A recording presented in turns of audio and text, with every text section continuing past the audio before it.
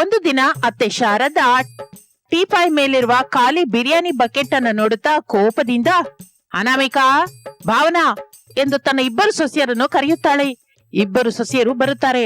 ನಂಗೆ ಗೊತ್ತಿಲ್ಲದೆ ರಾತ್ರಿ ಬಕೆಟ್ ಬಿರಿಯಾನಿ ತರಿಸ್ಕೊಂಡು ತಿಂದಿದ್ಯಾರು ಹೇಳ್ತೀರಾ? ಇಲ್ಲ ಅಂದ್ರೆ ನನ್ನನ್ನೇ ತಿಳಿಸ್ಕೊಂತೀರಾ? ಅತ್ತೆ, ನಿಮ್ ಮೇಲೆ ಪ್ರಮಾಣ ಮಾಡಿ ಕೂಡ ಹೇಳ್ತಾ ಇದ್ದೀನಿ, ಈ ಬಿರಿಯಾನಿ ಬಕೆಟ್ಗೂ ನನ್ಗೂ ಎಂತ ಸಂಬಂಧನೂ ಇಲ್ಲ. ನನ್ನ ನಂಬಿ ಅತ್ತೆ ಎಂದು ಅನಾಮಿಕಾ ಹೇಳುತ್ತಲೇ ಶಾರದಾ ಭಾವನಳ ಕಡೆ ನೋಡುತ್ತಾಳೆ. ಭಾವನ ಏನು ಮಾತನಾಡದೆ ತಲೆ ತಗ್ಗಿಸುತ್ತಾಳೆ.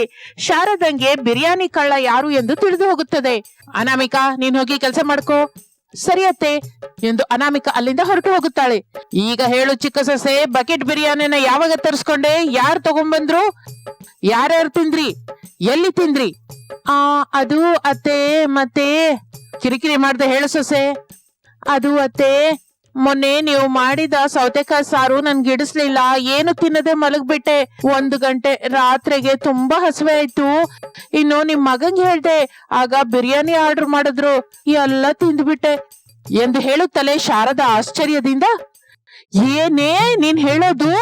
ಇಷ್ಟು ಬಕೆಟ್ ತುಂಬಾ ಬಿರಿಯಾನಿನ ಎಲ್ಲ ನೀನೇ ತಿಂದ್ಯಾ? ಅಯ್ಯಮ್ಮೋ ಎಂದು ತಲೆ ತಿರುಗಿ ಬಿದ್ದು ಬೀಳುತ್ತಾಳೆ. ಅದನ್ನು ನೋಡಿದ ಭಾವನ ತನ್ನಲ್ಲಿ ತಾನು, ಬಕೆಟ್ ಬಿರಿಯಾನಿ ತಿಂದೆ ಅಂತ ಹೇಳಿದ್ರೆ ತಲೆ ತಿರುಗಿ ಬಿದ್ದೋದ್ಲು, ಇನ್ನು ನಾನು ತಿಂಡಿ ಪೋತಿ ಸೊಸೆ ಅಂತ ತಿಳಿದ್ರೆ ಖಚಿತವಾಗಿ ನಮ್ಮ ಅತ್ತೆ ಹುಚ್ಚಾಗ್ತಾಳೆ ಏನೋ. ದೇವರೇ, ನಾನು ತಿಂಡಿ ಪೋತಿ ಅಂತ ನಮ್ಮ ಅತ್ತೆಗೆ ತಿಳಿಲೇಬಾರ್ದು ಎಂದು ಅಲ್ಲಿಂದ ಹೊರಟು ಹೋಗುತ್ತಾಳೆ ಭಾವನಾ.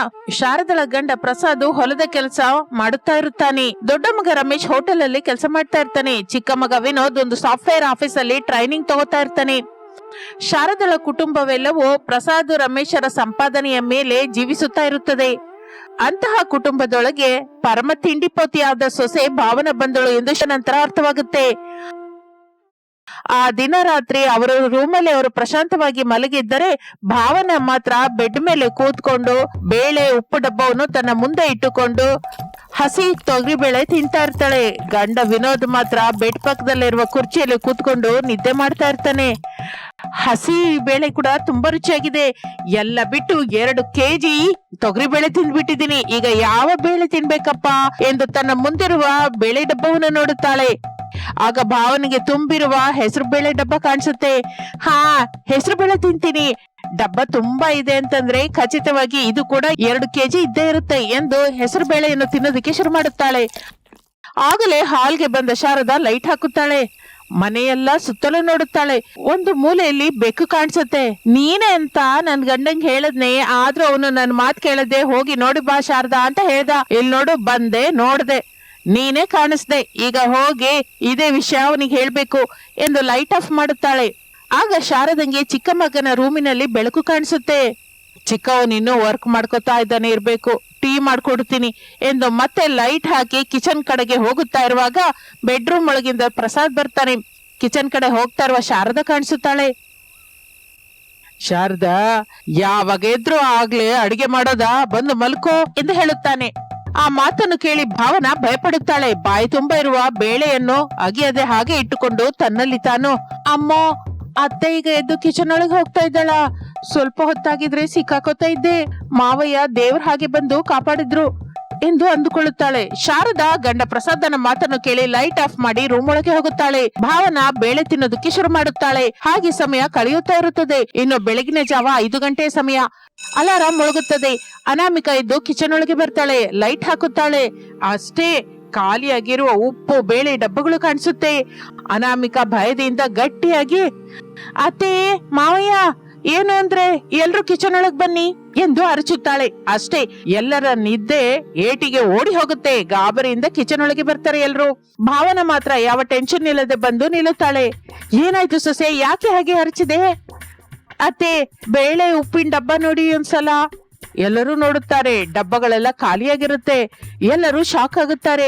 ಭಾವನ ಮಾತ್ರ ತನ್ನಲ್ಲಿ ತಾನು, ನನ್ನ ಜಾಗೃತನಲ್ಲಿ ನಾನಿದ್ದೆ. ಖಾಲಿ ಡಬ್ಬ ತಗೊಂಡ್ ಬಂದು ಬಾಗಿಲ ರೂಮು ತೆಗ್ದಿಟ್ಟಿದ್ದೀನಿ. ಈಗ ಕಳ್ಳ ಮಾಡಿದ ಕೆಲಸ ಅಂತ ಎಲ್ರಿಗೂ ಅರ್ಥವಾಗುತ್ತೆ ಎಂದು ಅಂದುಕೊಂಡು ಯಾರಿಗೂ ತನ್ನ ಮೇಲೆ ಅನುಮಾನ ಬಾರದ ಹಾಗೆ, ಅಕ್ಕ, ಊರಲ್ಲಿ ಕಳ್ಳ ಬರ್ತಾ ಇದ್ದಾರೆ ಅಂತ ಗೊತ್ತಲ್ಲ, ನಮ್ಮನೇಲಿ ಕೂಡ ಕಳ್ಳ ಬಂದ ಆಗಿದೆ. ಬಂಗಾರ ಬೆಳ್ಳಿ ದುಡ್ಡು ಸಿಗದೆ ಇದ್ದಿದ್ದಕ್ಕೆ ಕಿಚನ್ ಒಳಗೆ ಕಾಣಿಸಿದ ಬೇಳೆನ ಉಪ್ಪುನ ತಗೊಂಡೋಗಿದ್ದಾನೆ. ಹಾಕಿದ ಬಾಗಿಲು ಹಾಕಿದ ಹಾಗೆ ಇದೆ. ಕಳ್ಳ ಯಾವ ಕಡೆಯಿಂದ ಬನ್ನಿ? ಭಾವನಾ ಹಿಂದಿನ ಬಾಗಿಲ ಹತ್ರ ಹೋಗಿ ಬಾಗಿಲು ತೆಗೆದು, ಅತ್ತೆ ನೀವು ಸರಿಯಾಗಿ ಚಿಲಕ ಹಾಕಿಲ್ಲ, ಕಳ್ಳ ಬಂದಿದ್ದಾನೆ. ನಾನೆಲ್ಲ ಸರಿಯಾಗಿ ಹಾಕಿದ್ದೇನಲ್ಲಮ್ಮ. ಇನ್ನು ಯಾರು ಏನು ಮಾತನಾಡದೆ ಹೊರಟು ಹೋಗುತ್ತಾರೆ. ಪೂರ್ತಿಯಾಗಿ ಬೆಳಕಾಗುತ್ತದೆ. ಮನೆಯ ಜಗಲಿ ಮೇಲೆ ಶಾರದಾ ಅನಾಮಿಕಾ ಕೂತ್ಕೊಂಡು ಹೂಗಳನ್ನ ಕಟ್ಟುತ್ತಾ ಇರುತ್ತಾರೆ. ಭಾವನ ತಿನ್ನೋದಕ್ಕೇನು ಸಿಕ್ಕಿಲ್ಲ ಎಂದು ಮನೆಯಲ್ಲಿ ಕಾಲು ಸುಟ್ಟು ಬೆಕ್ಕಿನ ಹಾಗೆ ತಿರುಗ್ತಾ ಇರ್ತಾಳೆ. ಆಗಲೇ ಮಿರ್ಚಿ ಅಂಗಡಿ ರಮಣಿ ಅಲ್ಲಿಗೆ ಬರುತ್ತಾಳೆ. ಜಗಲಿ ಮೇಲೆ ಕುತ್ಕೋತಾಳೆ. ಏನೇ ರಮಣಿ, ತುಂಬಾ ದಿನದ ಮೇಲೆ ಬಂದಿದ್ಯಾ? ಅಕ್ಕ, ನೀನು ಏನಕ್ಕೆ ಮಿರ್ಚಿ ಅಂಗಡಿನ ನಂಗ ಮಾರಿದ್ಯಾ ಗೊತ್ತಿಲ್ಲ ಹೊರತು ಮಿರ್ಚಿ ಬಜ್ಜಿ ವ್ಯಾಪಾರ 3 ಹೂವಿಗೆ 6 ಕಾಯಿ ಹಾಗೆ ಸಾಗ್ತಾ ಇದೆ. ಒಳ್ಳೇದೇ ಅಲ್ವೇನಮ್ಮ? ನೀನು, ಮೈದನ, ಮಕ್ಕಳು ಎಲ್ರು ಚೆನ್ನಾಗಿದ್ದೀರಲ್ಲ. ನಿನ್ನ ಕೈ ಆಶೀರ್ವಾದದಿಂದ ಎಲ್ಲ ಚೆನ್ನಾಗಿದ್ದೀವಕ್ಕ. ನೀನ್ ಹಾಗೆ ಮಿರ್ಚಿ ಬಜ್ಜಿ ವ್ಯಾಪಾರ ಮಾಡಿದ್ರೆ ಚೆನ್ನಾಗಿರ್ತಾ ಇತ್ತಲ್ಲ. ಏನು ಚಿಕ್ಕತ್ತೆ ನೀವು ಹೇಳೋದು? ನಮ್ಮತ್ತೆ ಮಿರ್ಚಿ ಬಜ್ಜಿ ವ್ಯಾಪಾರ ಮಾಡ್ತಾ ಇದ್ರಾ? ಹೌದು ಸೊಸೆ, ರಮೇಶನ ಮದುವೆ ಆಗುವವರೆಗೂ ಮಾಡಿದ್ಲು. ನೀನು ಸೊಸೆಯಾಗಿ ಕಾಲಿಟ್ಟ ನಂತರ ಬಂದ್ ಮಾಡ್ಬಿಟ್ಲು. ಮಿರ್ಚಿ ಅಂಗಡಿನ ನನಗೆ ಮಾರಿದ್ಲು. ಆದ್ರೆ ಅಕ್ಕ, ಹಾಗೆ ಮಿರ್ಚಿ ಬಜ್ಜಿ ಅಂಗಡಿನ ನಡೆಸ್ತಾ ಇದ್ರೆ ನಿನಗೆ ತುಂಬಾ ವ್ಯಾಪಾರವಾಗ್ತಿತ್ತು. ಯಾಕತೆ ಮಿರ್ಚಿ ಬಜ್ಜಿ ವ್ಯಾಪಾರನ ಮಾರಿದ್ರಿ? ಅದೆಲ್ಲ ದೊಡ್ಡ ಕತೆ ಸೊಸೆ. ಈಗ ಅದೆಲ್ಲ ಏನಕ್ಕೆ ಹೇಳು? ಈಗ ನಾವು ಚೆನ್ನಾಗಿದ್ದೀವಲ್ಲ, ಅದು ಸಾಕು. ರಮಣಿ ತಂಗಿ ಕೂಡ ಚೆನ್ನಾಗಿದ್ದಾಳೆ. ಅಕ್ಕ, 1000 ಮಿರ್ಚಿ ಬಜ್ಜಿ ಬೇಕು ಅಂತ ಒಂದು ಆರ್ಡರ್ ಬಂದಿದೆ. ಕಳೆದುಕೊಳ್ಳೋದು ಇಷ್ಟವಿಲ್ಲದೆ ನಿನ್ನ ಸಹಾಯಕ್ಕಾಗಿ ಬಂದೆ. ಬಂದ ದುಡ್ಡಿನಲ್ಲಿ ಇಬ್ಬರು ಅರ್ಧ ಅರ್ಧ ತಗೊಳ್ಳೋಣ ಬಿಡು, ಏನಂತೀಯಾ? ಬಾಯಿ ಹತ್ರಕ್ಕೆ ಬಂದ ಅನ್ನದ ತುತ್ತನ ಮನೆಗ್ ಬರ್ತೀನಿ ಅಂತ ಹೇಳಿದ ಲಕ್ಷ್ಮೀ ದೇವಿನ ಯಾಕೆ ದೂರ ಮಾಡ್ಕೋತೀನಮ್ಮ? ಹಾಗೆ ಮಾಡೋಣ, ನಮ್ಮಿಬ್ಬರ ಸೊಸೆಯರ ಸಹಾಯ ಕೂಡ ತಗೊಳ್ಳೋಣ. ಹಾಗೆ ಅಕ್ಕ, ನಾನು ಸಾಮಾನ್ ತಗೊಂಡ್ಬರ್ತೀನಿ. ನೀನು ನಿನ್ನ ಸೊಸೆಯರ ಜೊತೆ ಸಿದ್ಧವಾಗಿರು. ಮತ್ತೆ ಒಳ್ಳೇದು ರಮಣಿ, ಬೇಗ ಬಂದ್ಬಿಡು. ರಮಣಿ ಹೊರಟು ಹೋಗುತ್ತಾಳೆ. ಮನೆಯಲ್ಲಿರುವ ಭಾವನ ಮಾತನ್ನು ಕೇಳಿ ಸಂಭ್ರಮ ಪಡುತ್ತಾಳೆ. 1000 ಬಜ್ಜಿ, ಆಹಾ ನನ್ನ ಅದೃಷ್ಟ. ಈ ದಿನ ಚೆನ್ನಾಗಿದೆ. ನಾನು ಪ್ಯಾಕಿಂಗ್ ಹತ್ರ ಇರ್ತೀನಿ, ನನ್ ಕೆಲಸ ನಡೆಸ್ತೀನಿ. ಒಲೆ ಹತ್ರ ಇದ್ರೆ ಅತ್ತೆ ಆ ರಮಣಿ ಇರ್ತಾರೆ. ನನ್ನ ಹೊಟ್ಟೆ ತುಂಬಿಕೊಳ್ಳೋದಕ್ಕೆ ಕಷ್ಟವಾಗುತ್ತೆ. ಪ್ಯಾಕಿಂಗ್ ಹತ್ರ ಇರುತ್ತಾ ಒಂದು ಡಬ್ಬದಲ್ಲಿ ಇಟ್ಕೊಂಡು ಮತ್ತೊಂದು ನಮ್ ಹೊಟ್ಟೆಲಿ ಇಟ್ಕೋಬಹುದು. ಆ ಕಡೆ ಅವ್ರಿಗೂ ಅನುಮಾನ ಬರಲ್ಲ, ಈ ಕಡೆ ನನ್ನ ಹೊಟ್ಟೆನೂ ತುಂಬುತ್ತೆ. ನನ್ನ ತಿಂಡಿಯ ಕೋರಿಕೆ ತೀರಿ ಹೋಗುತ್ತೆ ಎಂದು ಸಂತೋಷ ಪಡುತ್ತಾ ಇರುತ್ತಾಳೆ. ಅತ್ತೆ, ನಾನು ಸೊಸೆಯಾಗಿ ಬರುವವರೆಗೂ ಮಿರ್ಚಿ ಬಜ್ಜಿ ವ್ಯಾಪಾರ ಮಾಡಿದ್ದ ನೀವು ಆ ನಂತರ ಯಾಕೆ ಬಂದ್ ಮಾಡಿದ್ರಿ? ನಂಗೆ ಗೊತ್ತಿಲ್ಲ. ಈಗ ನಾವು ಮತ್ತೆ ವ್ಯಾಪಾರ ಶುರು ಮಾಡೋಣ ಅತ್ತೆ ಎಂದು ಅನಾಮಿಕ ಅನ್ನುತ್ತಾ ಇರುವಾಗ ಮನೆಯೊಳಗಿಂದ ಭಾವನ ಹೊರಗೆ ಬರುತ್ತಾಳೆ. ಹೌದು ಅತ್ತೆ, ನೀವು ಮತ್ತೆ ಮಿರ್ಚಿ ಬಜ್ಜಿ ವ್ಯಾಪಾರ ಶುರು ಮಾಡಿ. ನಾನು ಅಕ್ಕ ಇಬ್ರು ಸಹಾಯ ಮಾಡ್ತೀವಿ. ನಾನು ರಮಣಿ ಹತ್ರ ಮಾತಾಡ್ತೀನಮ್ಮ, ನೀವು ವಾರಗಿತ್ತಿಯರು ಮಾಡಿ. ಹಾಗೆ ಅತ್ತೆ, ಮಾತಾಡಿ. ವಾರಗಿತ್ತಿಯರ ಫುಡ್ ಬಿಸ್ನೆಸ್ ಶುರು ಮಾಡೋಣ. ಈಗ ಮಾತ್ರ ನಾವು ರಮಣಿಗೆ ಸಹಾಯ ಮಾಡೋಣ, ಏನಂತೀರಮ್ಮ? ಮಾಡೋಣ ಅತ್ತೆ, ನೀವು ಮಾತು ಕೊಟ್ಟಿದ್ದೀರಲ್ಲ, ಏನಂತೀಯ ಭಾವನಾ? ಹಾ ಮಾಡೋಣ ಅಕ್ಕ. ಆದ್ರೆ ನಾನು ಪ್ಯಾಕಿಂಗ್ ಹತ್ರ ಇರ್ತೀನಿ, ನನಗೆ ಹೊಗೆ ಎಲ್ಲ ಆಗೋದಿಲ್ಲ. ಹಾಗೆ ಸೊಸೆ. ಇನ್ನು ಭಾವನ ಸಂತೋಷದಿಂದ ಇರುತ್ತಾಳೆ. ರಮಣಿ ಮಿರ್ಚಿ ಬಜ್ಜಿಗಾಗಿ ಬೇಕಾದ್ದನ್ನ ತೆಗೆದುಕೊಂಡು ಬರ್ತಾಳೆ. ಮನೆಯ ಮುಂದೆ ಸೌದೆ ಒಲೆ ಇಟ್ಟು ಶಾರದಾ ರಮಣಿ ಸೇರಿ ಮಿರ್ಚಿ ಬಜ್ಜಿ ಹಾಕುತ್ತಾ ಇದ್ದರೆ ಅನಾಮಿಕಾ ಅದನ್ನು ತೆಗೆದುಕೊಂಡು ಹೋಗಿ ಮನೆಯಲ್ಲಿ ಪ್ಯಾಕಿಂಗ್ ಮಾಡ್ತಾ ಇರುವ ಭಾವನಳ ಮುಂದೆ ಇಡ್ತಾ ಇರ್ತಾಳೆ. ಇನ್ನು ನನ್ನ ಪ್ಲಾನ್ ಅನ್ನೇ ಅನುಸರಿಸಬೇಕು ಎಂದು ಅಂದುಕೊಂಡು ಭಾವನ ತನ್ನ ಪ್ಲಾನ್ ಪ್ರಕಾರ ಒಂದು ಮಿರ್ಚಿ ಬಜ್ಜಿನ ಪ್ಯಾಕಿಂಗ್ ಅಲ್ಲಿ ಇಡ್ತಾ ಮತ್ತೊಂದು ಮಿರ್ಚಿ ಬಜ್ಜಿನ ತನ್ನ ಬಾಯೊಳಗೆ ಇಟ್ಕೊತಾಳೆ. ಹಾಗೆ ಸಮಯ ಕಳೆಯುತ್ತಾ ಇರುತ್ತದೆ. 1000 ಬಜ್ಜಿ ಮಾಡೋದು ಪೂರ್ತಿಯಾಗುತ್ತದೆ. ಅಕ್ಕ, ನನ್ಗೆ ಸೊಂಟ ನೋವು ಬರ್ತಾ ಇದೆ, ನಿನ್ನ ಸೊಸೆ ಜೊತೆ ಮನೆಗೆ ಕಳಿಸು ಎಂದು ರಮಣಿ ಹೊರಟು ಹೋಗುತ್ತಾಳೆ. ಶಾರದಾ ಅನಾಮಿಕಾ ಇಬ್ಬರು ಸರಿ ಮನೆಗೆ ಬರುತ್ತಾರೆ.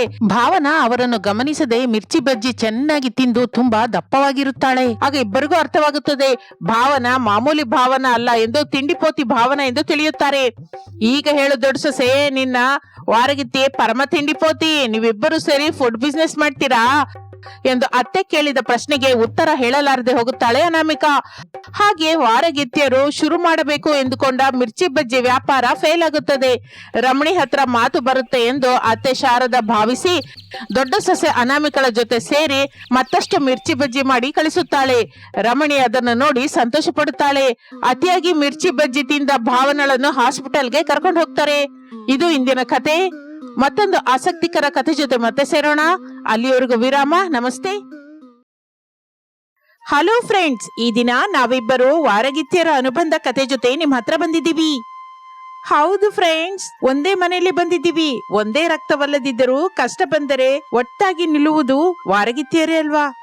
ಅತ್ತೆ ಮಾವಂದಿರ ಮಾತುಗಳು, ಸಮಾಜದ ನೋಟುಗಳು, ಅಣ್ಣ ತಮ್ಮಂದಿರ ಮಧ್ಯೆ ಬರುವ ದೂರ ಎಲ್ಲವನ್ನೂ ಎದುರಿಸಿ ಕೂಡ ಒಬ್ಬರನ್ನೊಬ್ಬರು ಬಿಡಲಾರದ ಬಂಧುಗಳಾಗುವುದು ವಾರಗಿತ್ತಿಯರೇ ಅಲ್ವಾ? ಅಂತಹ ಹೃದಯನ್ನು ತಾಗುವ ವಾರಗಿತ್ತಿಯರ ಅನುಬಂಧದ ಕಥೆಯನ್ನು ಬಿಡದೆ ನೋಡಬೇಕು ಎಂದರೆ ನಮ್ಮ ಅನಾಮಿಕಾ ಕನ್ನಡ ಸ್ಟೋರೀಸ್ನ ಸಬ್ಸ್ಕ್ರೈಬ್ ಮಾಡ್ಕೊಳ್ಳಿ ಫ್ರೆಂಡ್ಸ್. ಹಾಗೆ ಲೈಕ್ ಶೇರ್ ಜೊತೆಗೆ ಗಂಟೆ ಕೂಡ ಒತ್ತಿರಿ. ಕತೆ ಹೇಗಿದೆಯೋ ಕಮೆಂಟ್ ರೂಪದಲ್ಲಿ ಹೇಳಿ. ಇನ್ನು ಇಡ್ತೀನಿ, ಕಥೆಯಲ್ಲಿ ಭೇಟಿಯಾಗೋಣ. ರಮೇಶ್ ಟ್ರಾಕ್ಟರ್ ಜೊತೆ ಹೊಲವನ್ನು ಉಳುತ್ತಾ ಇದ್ದರೆ ವಿನೋದ್ ಪಂಪ್ ಹತ್ರ ನಿಂತಿರುತ್ತಾನೆ.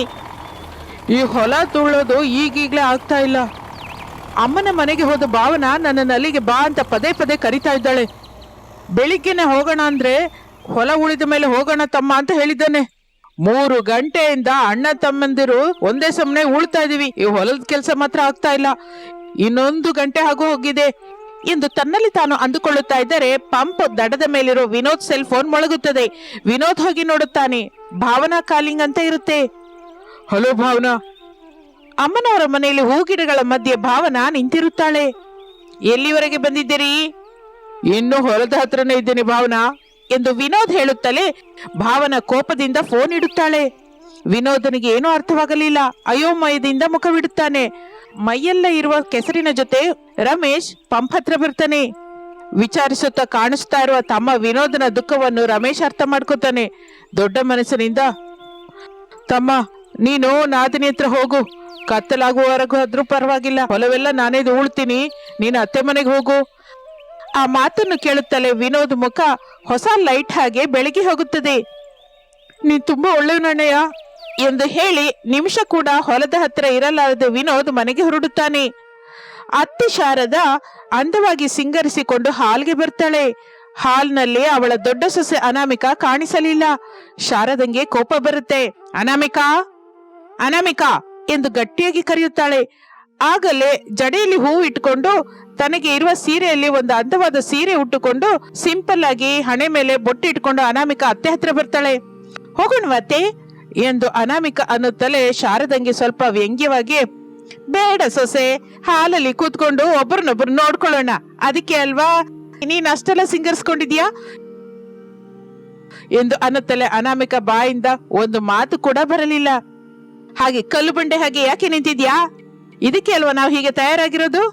ಮತ್ತೆ ನಮ್ ಜೊತೆ ಮಾವಯ್ಯ ಬರ್ತಾ ಇಲ್ವತ್ತೆ? ದೊಡ್ಡ ಸೊಸೆ, ನಿನಗೊಂದು ವಿಷಯ ನೆನ್ಪಿಸ್ಲಾ? ತಪ್ಪದೇ ಅತ್ತೆ, ಈಗ ನಾವು ಹೋಗ್ತಾ ಇರೋದು ಭಾವನಾ ಅವರ ತವ್ರ ಮನೆಗೆ. ಆ ವಿಷಯ ನನಗೇನಕ್ಕೆ ಗೊತ್ತಿಲ್ಲ ಅತ್ತೆ, ಅದಕ್ಕೆ ಅಲ್ವಾ ನಾವು ಹೀಗೆ ಅಂದವಾಗಿ ತಯಾರಾಗಿದ್ದೀವಿ. ನಾವಿ ಅಲ್ಲಿ ಇರೋದಕ್ಕೆ ಹೋಗ್ತಾ ಇಲ್ಲ. ಆ ವಿಷಯ ಗೊತ್ತಾ? ಆ ವಿಷಯ ನಂಗೆ ಕೂಡ ಗೊತ್ತು ಅತ್ತೆ. ಹೀಗೆ ನಾವು ನನ್ನ ವಾರಗಿತ್ತಿ ಭಾವನಾ ತವ್ರ ಮನೆಗೆ ಹೋಗಿ ಹಾಗೆ ಅವರ ಅಮ್ಮ ಅಪ್ಪನ ಜೊತೆ ಮಾತನಾಡಿ ಆಟೋದಲ್ಲಿ ಕರ್ಕೊಂಡ್ಬರೋದಕ್ಕೆ ಹೋಗ್ತಾ ಇದ್ದೀವಿ. ತುಂಬಾ ಸಂತೋಷ ದೊಡ್ಡ ಸೊಸೆ. ಅಲ್ಲಿಗೆ ನಿಮ್ಮ ಮಾವಯ್ಯ ಬರೋದಿಲ್ಲ, ನೀನು ನಾನೇ ಹೋಗಿ ಭಾವನನ್ನ ಕರ್ಕೊಂಡ್ಬರೋಣ. ಸರಿ ಅತ್ತೆ. ಏನು ಅಂದ್ರೆ, ಹಾ ನಾನು ಬಂದೆ ಶಾರದಾ ಎಂದು ಪ್ರಸಾದ್ ಹಾಲ್ಗೆ ಬರುತ್ತಾನೆ. ನಾನು ದೊಡ್ಡ ಸೊಸೆ. ಶಾರದಾ, ನೀವಿಬ್ಬರು ಹೋಗಿ ನಮ್ಮ ಮನೆಯ ಚಿಕ್ಕ ಸೊಸೆನ ಕರ್ಕೊಂಬನ್ನಿ. ನೀವು ಬರೋ ಹೊತ್ತಿಗೆ ಮನೇನ ಭದ್ರವಾಗಿ ನಾನ್ ನೋಡ್ಕೋತೀನಿ. ನೊಣ ಆದ್ರೂ ಸೊಳ್ಳೆ ಆದ್ರೂ ಇರುವೆ ಆದ್ರೂ ಯಾವುದನ್ನು ಒಳಗೆ ಬರೋದಕ್ಕೆ ಬಿಡಲ್ಲ ಹೊರತು ನೀವು ಭದ್ರವಾಗಿ ಹೋಗಿ ಬನ್ನಿ. ನನಗೆ ನಂಬಿಕೆ ಇಲ್ಲ ದೊರೆ. ತಮ್ಮ ಮೊದ್ದು ನಿದ್ರೆಗೆ ರಾತ್ರಿ ಹಗಲು ಅನ್ನುವ ಭೇದನೇ ಗೊತ್ತಿಲ್ಲ. ಆಗ ಮನೆಗೆ ಹೊರಗೆ ಬೀಗ ಹಾಕೊಂಡು ಹೋಗಿ. ಹಾಗಾದ್ರೆ ಇದು ಚೆನ್ನಾಗಿದೆ ಸೊಸೆ, ಬೀಗ ತಗೋ ಎಂದು ಅತ್ತೆ ಶಾರದೆ ಹೇಳುತ್ತಲೇ ಅನಾಮಿಕಾ ಹೋಗಿ ಬೀಗ ತಗೊಂಡ್ಬರ್ತಾರೆ. ಇಬ್ಬರು ಮನೆಯಿಂದ ಹೊರಗೆ ಬಂದು ಬೀಗ ಹಾಕಿ ಹೊರಟು ಹೋಗುತ್ತಾರೆ.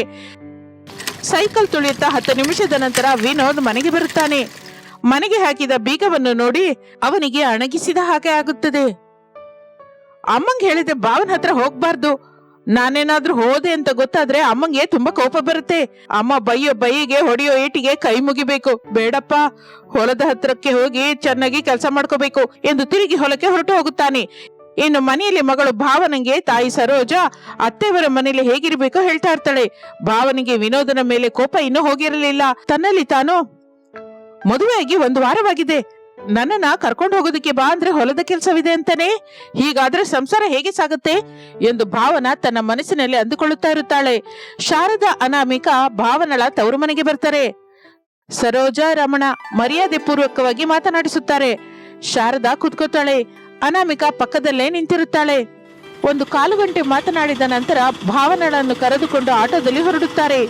ಭಾವನಾ ಬಲಗಾಲಿಟ್ಟು ಶಾರದಾಳ ಮನೆಯೊಳಗೆ ಪ್ರವೇಶಿಸುತ್ತಾಳೆ. ಒಂದು ಅಡುಗೆ ಮನೆ, ಚಿಕ್ಕ ಹಾಲು, 3 ಬೆಡ್ರೂಮ್ ಇರುವ ಚೊಕ್ಕದಾದ ಮನೆಯದು. ಆದರೆ ಭಾವನಿಗೆ ಹಿಡಿಸಲಿಲ್ಲ. ತಾನೇ ಪ್ರೇಮಿಸಿ ಮದುವೆ ಆದ ವಿನೋದನಿಗಾಗಿ ತಪ್ಪಲ್ಲ ಎಂದು ಸರಿ ಹೊಂದಿಸಿಕೊಳ್ಳುತ್ತಾಳೆ. ನಮ್ಮ ರೂಮೇ ಅದು ಅತ್ತೆ. ಆ ಮಾತಿಗೆ ಶಾರದಾ ಉತ್ತರ ಹೇಳುತ್ತಾಳೆ. ಭಾವನಾ ರೂಮಿನೊಳಗೆ ಹೋಗುತ್ತಾಳೆ.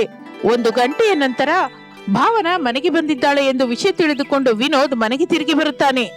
ಭಾವನಳ ಜೊತೆ ಪ್ರೇಮದಿಂದ ಮಾತನಾಡ್ತಾ ಇರ್ತಾನೆ. 1 ಅರ್ಧ ಗಂಟೆ ಕಳೆಯುತ್ತದೆ. ಅನಾಮಿಕಾ ರೂಮಿನ ಹತ್ತಿರ ಬಂತು ತಂಗಿ ತಂಗಿ ಎಂದು ಕರೆಯುತ್ತಾಳೆ. ಭಾವನಾ ಆ ರೂಮಿನ ಬಾಗಿಲ ಹತ್ರ ಬರ್ತಾಳೆ. ನನ್ನನ್ನ ತಂಗಿ ಅಂತ ಕರಿಬೇಡ, ಹೆಸರಿನಿಂದಲೇ ಕರಿ. ನಾನು ಕೂಡ ನಿನ್ನಿಂದ ಹೆಸರಿಂದನೇ ಕರಿತೀನಿ. ಹೇಗೂ ನಾವು ಒಂದು ತಾಯಿಯ ಮಕ್ಕಳಲ್ಲ, ಆದ್ರಿಂದ ಅಕ್ಕ ತಂಗಿಯರು ಕೂಡ ಆಗಲ್ಲ, ವಾರಗಿತ್ತಿಯರಾಗ್ತೀವಿ.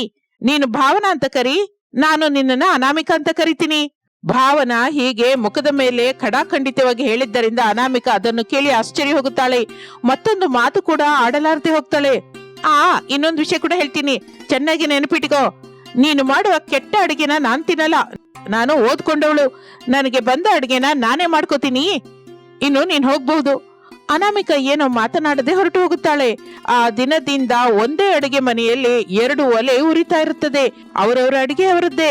ಒಂದೇ ಪೂಜಾ ರೂಮಿನಲ್ಲಿ ಮತ್ತೆ ಇಬ್ಬರು ಬೇರೆ ಬೇರೆ ದೇವರನ್ನ ಇಟ್ಕೊಂಡು ಪೂಜೆ ಮಾಡ್ತಾ ಇರ್ತಾರೆ. ಮಾತುಗಳು ತುಂಬಾ ಕಡಿಮೆ. ಇದೆಲ್ಲ ನೋಡ್ತಾ ಇರುವ ಅತ್ತೆ ಶಾರದಂಗೆ ಹುಚ್ಚು ಹಿಡಿದ ಹಾಗೆ ಆಗುತ್ತದೆ.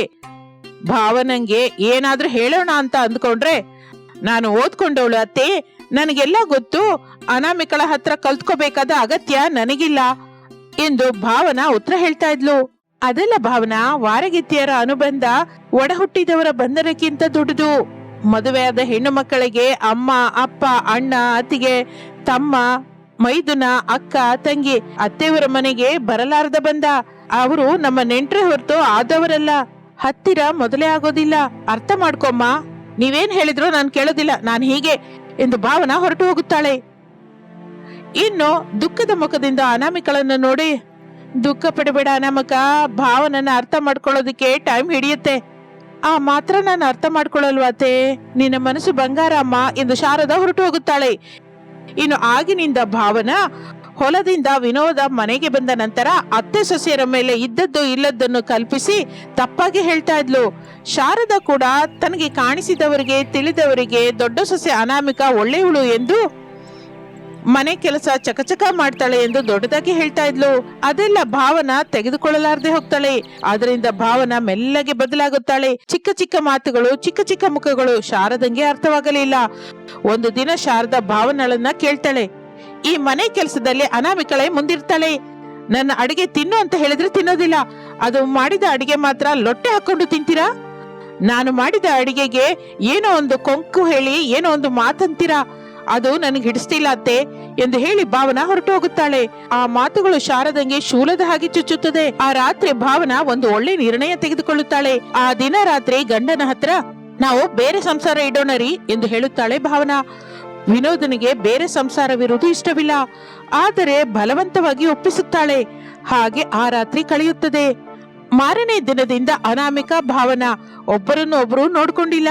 ಅವರ ಮಧ್ಯೆ ದೂರ ಹೆಚ್ಚಾಗುತ್ತದೆ. ಒಬ್ರು ಅಡಿಗೆ ಮನೆಯಲ್ಲಿದ್ರೆ ಮತ್ತೊಬ್ರು ಹಾಲಲ್ಲಿ ಇರ್ತಾರೆ, ಒಬ್ರು ಪೂಜಾ ರೂಮಿನಲ್ಲಿದ್ರೆ ಇನ್ನೊಬ್ರು ಕಿಚನ್ ಅಲ್ಲಿ ಇರ್ತಾರೆ. ಹಾಗೆ ವಾರಗಿತ್ತಿಯರ ಮಧ್ಯೆ ದೂರ ಇನ್ನೂ ಹೆಚ್ಚಾಗುತ್ತದೆ. ಶಾರದಳ ಕುಟುಂಬ ಚೂರಾಗಿ ಹೋಗಿರುತ್ತದೆ. ವಿನೋದ್ ಭಾವನಾ ಒಂದು ಹೊಸ ಮನೆಯಲ್ಲಿ ಬೇರೆ ಸಂಸಾರವಿಡುತ್ತಾರೆ. ಭಾವನಾ ಅಡಿಗೆ ಮಾಡದೆ ಎಲ್ಲವನ್ನು ಆರ್ಡರ್ ಮಾಡ್ತಾ ಇರ್ತಾಳೆ. ಆದರೆ ವಿನೋದನಿಗೆ ಅದೆಲ್ಲ ಹಿಡಿಸ್ತಾ ಇರ್ಲಿಲ್ಲ. ಭಾವನಾ, ಹೀಗೆ ದಿನ ಹೊರಗಿನಿಂದ ಫುಡ್ ತರೋದು ಚೆನ್ನಾಗಿಲ್ಲ ಗೊತ್ತಾ? ನನಗೆ ಚೆನ್ನಾಗಿದೆ ರೀ, ಆದ್ರೂ ನಾವು ಅಮ್ಮನ ಮನೇಲಿದ್ದಾಗ ಅಡಿಗೆ ಮಾಡ್ತಾ ಇದ್ದೆ ಅಲ್ವಾ? ಆಗ ನಿಮ್ಮ ಅಮ್ಮನ ಕಿರಿಕಿರಿ ತಾಳದೆ ಮಾಡ್ತಾ ಇದ್ದೀರಿ. ಈಗ ಯಾರ ಕಿರಿಕಿರಿನೂ ಇಲ್ವಲ್ಲ, ನಾನೇ ಮಹಾರಾಣಿ, ನಾನೇ ಮಹಾಮಂತ್ರಿ ಎಂದು ಉತ್ತರ ಹೇಳ್ತಾ ಇದ್ಲು. ಇನ್ನು ತಪ್ಪದು ಎಂದು ವಿನೋದ್ ಕೂಡ ಆ ಹೊರಗಿನ ಆಹಾರವನ್ನೇ ತಿಂತಾ ಇದ್ದ. ಹೀಗೆ ದಿನಗಳು ಕಳೆಯುತ್ತಾ ಇರುತ್ತದೆ. ಒಂದು ದಿನ ಭಾವನಳನ್ನು ನೋಡ್ಬೇಕು ಅನ್ಸುತ್ತೆ ಅನಾಮಿಕಂಗೆ. ಶಾರದಳ ಜೊತೆ ಸೇರಿ ಅವರು ಇರುತ್ತಿರುವ ಮನೆಗೆ ಬರುತ್ತಾರೆ. ಆಗ ವಿಪರೀತವಾದ ಹೊಟ್ಟೆ ನೋವಿನಿಂದ ಭಾವನಾ ದುಃಖ ಪಡುವುದು, ಅಳುವುದು ನೋಡುತ್ತಾರೆ ಅತ್ತೆ ಸೊಸೆಯರು. ಅನಾಮಿಕಾ ತಕ್ಷಣ ಆಂಬ್ಯುಲೆನ್ಸ್ಗೆ ಫೋನ್ ಮಾಡುತ್ತಾಳೆ. ಒಂದು 10 ನಿಮಿಷದ ನಂತರ ಆಂಬ್ಯುಲೆನ್ಸ್ ಅಲ್ಲಿಗೆ ಬರುತ್ತೆ. 3 ಅದರಲ್ಲಿ ಹೊರಡುತ್ತಾರೆ. ಭಾವನಳನ್ನು ಟೌನ್ ನಲ್ಲಿರೋ ಹಾಸ್ಪಿಟಲ್ಗೆ ಕರ್ಕೊಂಡು ಹೋಗ್ತಾರೆ. ಡಾಕ್ಟರ್ ಟ್ರೀಟ್ಮೆಂಟ್ ಶುರು ಮಾಡುತ್ತಾರೆ. ಹಾಸ್ಪಿಟಲ್ ನಲ್ಲಿರುವ ಮೆಡಿಕಲ್ ಸ್ಟೋರ್ ಹತ್ತಿರ ರಮೇಶನಿಗೆ ಶಾರದಾ ಅನಾಮಿಕರು ಕಾಣಿಸುತ್ತಾರೆ. ಹೊಲದ ಹತ್ರ ತಮ್ಮಂಗೆ ತುಂಬಾ ಹೊಟ್ಟೆ ನೋವು ಅನ್ಸ್ತು, ಅದಕ್ಕೆ ಹಾಸ್ಪಿಟಲ್ಗೆ ಕರ್ಕೊಂಬಂದೆ. ಎಂದು ಹೇಳಿದ ತಕ್ಷಣ ಅನಾಮಿಕಾ ಕೂಡ ಭಾವನೆಗೆ ಬಂದ ಹೊಟ್ಟೆ ನೋವಿನ ಬಗ್ಗೆ ಹೇಳುತ್ತಾಳೆ. ಇನ್ನು 1-2 ಗಂಟೆಯ ನಂತರ ಡಾಕ್ಟರ್ ಅವರನ್ನು ಕರೆಸುತ್ತಾರೆ. ಇಬ್ಬರ ಹೊಟ್ಟೆ ನೋವಿಗೂ ಕಾರಣ ಹೊರಗಿನ ಫುಡ್ ಅನ್ನು ದಿನಕ್ಕೆ 3 ಹೊತ್ತು ತಿಂತಾ ಇದ್ದಾರೆ. ಇಬ್ಬರ ಹೊಟ್ಟೆನೋ ಗೊಬ್ಬರದ ಹಾಗೆ ಬದಲಾಗಿದೆ. ಮನೆ ಫುಡ್ ಕೊಡಿ, ಅದೇ ಒಳ್ಳೇದು ಎಂದು ಹೇಳಿ ಹೊರಟು ಹೋಗುತ್ತಾರೆ. ಭಾವನಾ ತನ್ನ ತಪ್ಪನ್ನು ತಿಳಿದುಕೊಳ್ಳುತ್ತಾಳೆ. ಕಣ್ಣೀರಿನಿಂದ ಅನಾಮಿಕಳ ಹತ್ರ ಬರ್ತಾಳೆ. ಅಕ್ಕ, ನನ್ನನ್ನು ಕ್ಷಮಿಸು. ಅನಾಮಿಕಾ ಕಣ್ಣಿನಲ್ಲಿ ಕೂಡ ನೀರು ಬರುತ್ತೆ. 1-2 ದಿನದ ನಂತರ ಎಲ್ಲರೂ ಮತ್ತೆ ಒಂದಾಗುತ್ತಾರೆ. ವಾರಗಿತ್ತಿಯರ ಮಾತಿಗೆ ಈಗ ಅರ್ಥ ಪೂರ್ತಿಯಾಗಿ ಬದಲಾಗುತ್ತದೆ. ಮನೆಯಲ್ಲಿ 2 ಕುಟುಂಬಗಳು ಒಂದೇ ಮನೆಯಲ್ಲಿ ಇರುತ್ತದೆ. ಅಡಿಗೆ ಮನೆಯಲ್ಲಿ ಮತ್ತೆ ಇಬ್ಬರು ಕಾಣಿಸುತ್ತಾರೆ. ಒಂದೇ ಒಲೆ ಹತ್ತಿರ ಕಲೆತು ಬೆರೆತು ಅಡಿಗೆ ಮಾಡ್ತಾ ಇರ್ತಾರೆ. ಅಡಿಗೆ ಮನೆ ಚಿಕ್ಕದೇ, ಆದರೆ ಆ ದಿನ ಅವರ ಮಧ್ಯದಲ್ಲಿ ಮಾಮೂಲಿಯಾಗಿ ಇರಲಿಲ್ಲ, ಅನುಬಂಧವೇ ಇರುತ್ತೆ. ಕೆಲವು ಬಂಧನಗಳು ರಕ್ತದಿಂದಲ್ಲ, ಒಂದೇ ಮನೆಯಲ್ಲಿ ಕಲೆತು ಬೆರೆತು ಇದ್ದಾಗ ಏರ್ಪಡುತ್ತದೆ. ಅದನ್ನು ನೋಡಿ ಶಾರದಾ ಎಷ್ಟೋ ಸಂತೋಷ ಪಡುತ್ತಾಳೆ. ಇದು ಇಂದಿನ ಕಥೆ. ಮತ್ತೊಂದು ಆಸಕ್ತಿಕರ ಕಥೆ ಜೊತೆ ಮತ್ತೆ ಸೇರೋಣ. ಅಲ್ಲಿಯವರೆಗೂ ವಿರಾಮ. ನಮಸ್ತೆ.